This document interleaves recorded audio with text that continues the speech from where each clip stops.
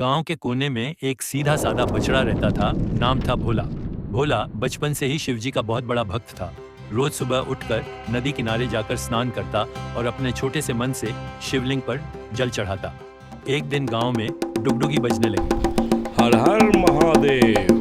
कांवड़ यात्रा शुरू हो रही है। भोला की आंखों में चमक आ गई। उसने मन ही मन सोचा, इस बार मैं भी जल लेकर बाबा के दरबार जाऊंगा। पर जैसे ही उसने ये बात गांव के जानवरों से कही, सब हंस पड़े। गुड्डू खरगोश बोला, अबे भोले, तू बछड़ा है, कांवड़ यात्रा करेगा, इतने दूर चलेगा कैसे? भोला ने कुछ नहीं कहा, बस मुस्कुराया। उसने कहा, भक्ति में शरीर नहीं चलता, भावना चलती है।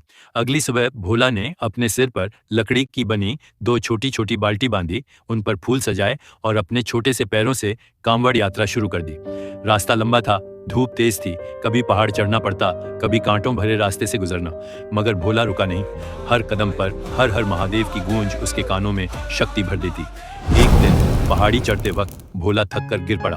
उसके माथे पर पसीना था, सांसें तेज थीं, आसमान काले बादलों से भर गया, बिजली चमकी और तभी एक अद्भुत प्रकाश उसके सामने प्रकट हुआ। शिवजी स्वयं खड़े थे। भोला की आंखों से आंसू बहने लगे। उसने कांपते हुए कहा, बाबा, मैं जल नहीं चढ़ा सका, मैं असफल हो गया।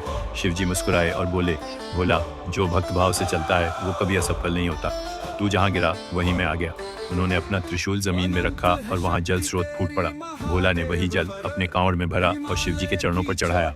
उस दिन से उस जगह को लोग भोले का धाम कहने लगे। जब भोला गांव लौटा तो सब जानवर उसकी भक्ति देखकर दंग रह गए।